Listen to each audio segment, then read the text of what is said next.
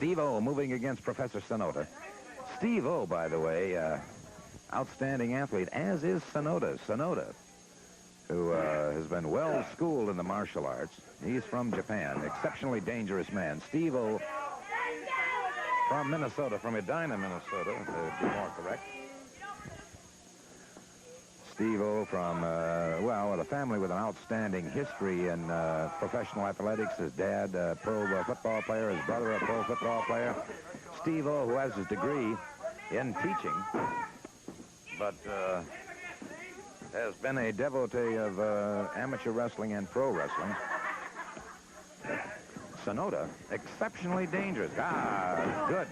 Duck under, go behind. A lateral drop and heel block takedown by Steve-O. Steve-O has great speed. And notice the defensive stance of Steve-O. Now, I'll tell you more about that later on. I don't wish to pass along any knowledge about Steve-O and some of the things that he has been doing recently to further sharpen and hone his skills in this sport. But with his permission, perhaps next week, I might be able to bring you some more information on that. However, this is and it is Sonoda catching him, a quick chop alongside the neck.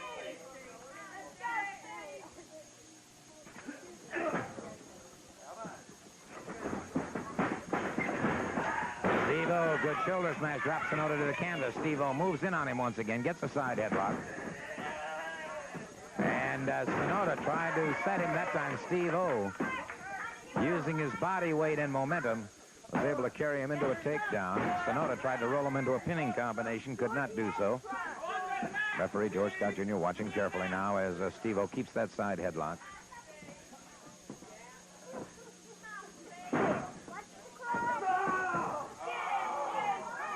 Sonoda, as most all Japanese wrestlers, began his early training with purely the Oriental style of martial arts, the karate and jiu-jitsu, judo, many variations of it. Whereas Kamada, who was managed by the great Mephisto, had most of his early training in sumo wrestling, which is all primarily upper body. It's weight, balance, and leverage.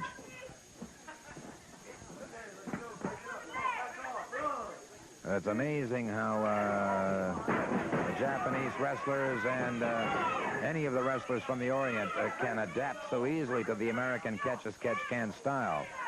They have, I think, perhaps a slightly easier time of it here than they do in Europe, where they a little more trouble adapting to the European style of wrestling. And good blocks by, notice how Sonoda. Very defensive posture. All right, collar and elbow once again. Steve-O now with a side headlock. Steve-O keeping that side headlock on Sonoda.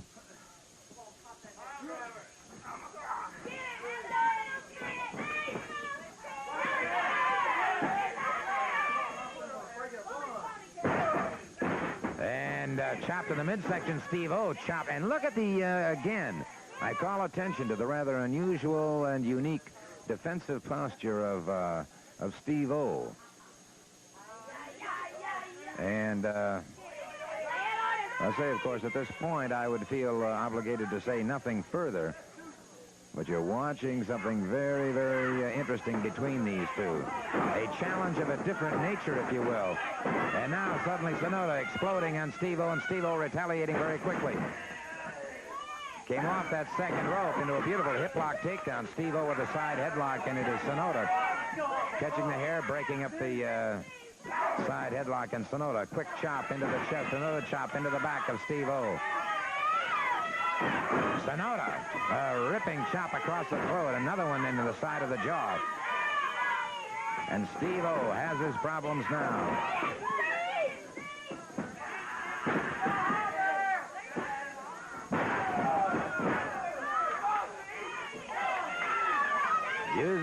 Utilizing the turnbuckles in that corner very effectively, Steve-O, the recipient of a lot of punishment here. Direct thrust into the throat now by Sonoda. And Steve-O coming up very slowly. Steve-O trying to take Sonoda on at his own style, his own tactical advantage, and finding out that Sonoda will carry an edge in that division. There's no question about that. And Steve-O caught again by Sonoda. Sonoda now punishing Steve-O, drives him back into those ring ropes. And it is Sonoda. Again, a forearm across the base of the skull of Steve-O. Steve-O caught him in the sleeper. Caught him in that Japanese sleeper hold, an American variation of the Japanese sleeper. And has it in full force into the ropes. Into the ropes, and Sonoda was able to break free from it. So Sonoda, as we've said before, extremely well-versed, using perhaps one of the few methods of breaking that Japanese sleeper.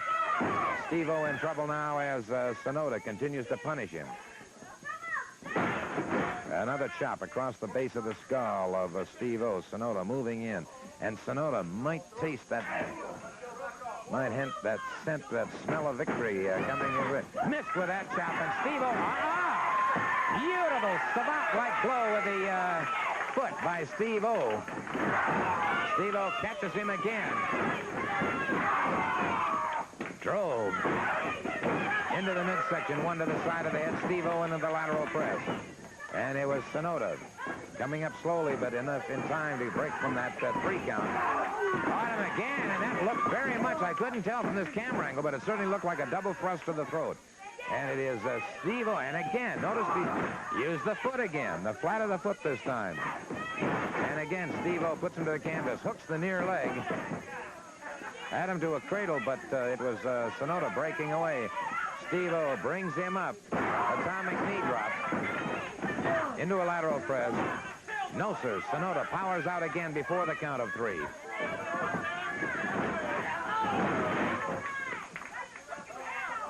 And Steve-O going outside the ring. Now, wait a minute. Sonoda coming up very slowly. Steve-O poised atop the top ring rope. Full body press.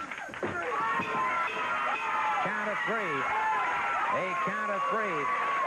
And it was all over for Professor Sonoda. Steve-O using a full body press, actually a cross body block coming off that top ring rope to score the